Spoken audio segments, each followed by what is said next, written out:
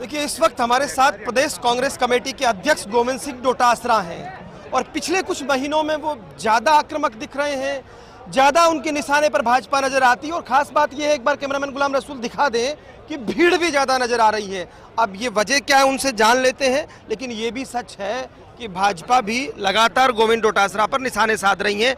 और ये भीड़ के बीच में जो बात आती है वो वहीं से शुरू करते हैं। वो कहते हैं law and order, paper leak और करप्शन, 3 मुद्दों पर घेरती है। देखिए, लॉ एंड ऑर्डर के मामले में राजस्थान अव्वल है। ये इनका दुष्प्रचार है। आप देख लीजिए किस प्रकार से मणिपुर में क्या हो रहा है, उत्तर प्रदेश में क्या हो रहा है, मध्य प्रदेश में किस तरीके की घटनाएं हो रही हैं, वो सबके सामने है। उसके ऊपर इनको नहीं बोलना है। दूसरी बात, पेपर लीक राष्ट्रीय प्रॉब्लम है।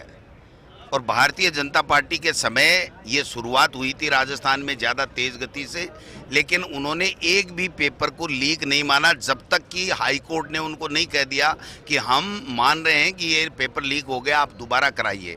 अगर उस वक्त जैसा हमने कड़ा कानून पेपर लीक वालों पे कार्रवाई करने के लिए बनाया, अगर वो बना देते, या मोदी जी 9 साल में एक अच्छा कानून लेकर के आते जिससे पेपर लीक की राष्ट्रीय जो समस्या है उससे निजात मिलता, तो उनको बात करने का अधिकार था। वो केवल बातें करते हैं, काम नहीं करते हैं। आप लाल डायरी का जिक्र होता है और आज आप बोल रहे थे कि वो लाल डायरी नकली है, तो असली में क्या है भाई? असली में मैं बता रहा हूँ कि लाल डायरी, ये तो केवल मुद्दा बनाने के लिए लाल डायरी का प्रयोग कर रहे हैं, जबकि जो ऐसा ये बोल रहे हैं वैसी कोई डायरी नहीं है। लाल डायरी हमारे राजस्थान के 5 साल में जो अनेकों विकास के कार्य हुए हैं, वो लाल डायरी इनको हम भिजवाएंगे।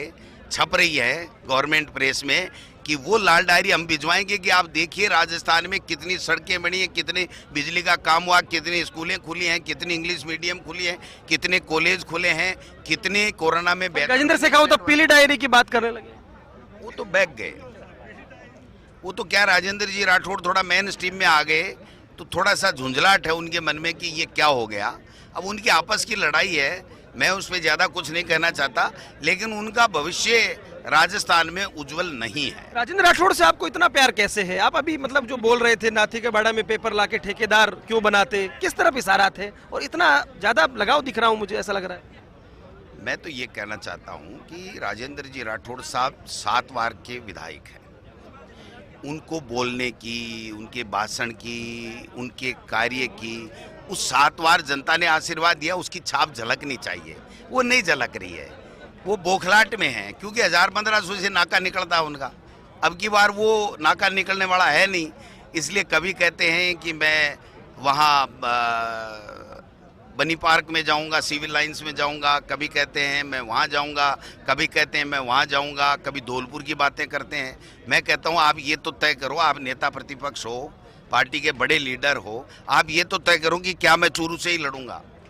वो कहें तो सही, फिर मैं बताऊंगा कि आपको लग रहा है नहीं लड़ने वाले। 100% नहीं लड़ेंगे। मैं कह रहा हूँ ना आपको, 100% नहीं लड़ेंगे, वरना आप तक कह देते।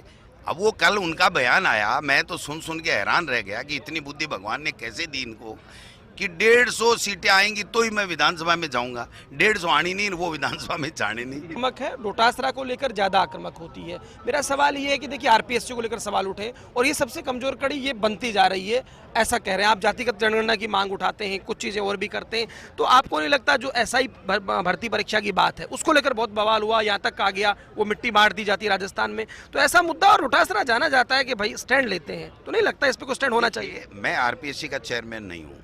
आरपीएससी कॉन्स्टिट्यूशनल बॉडी है।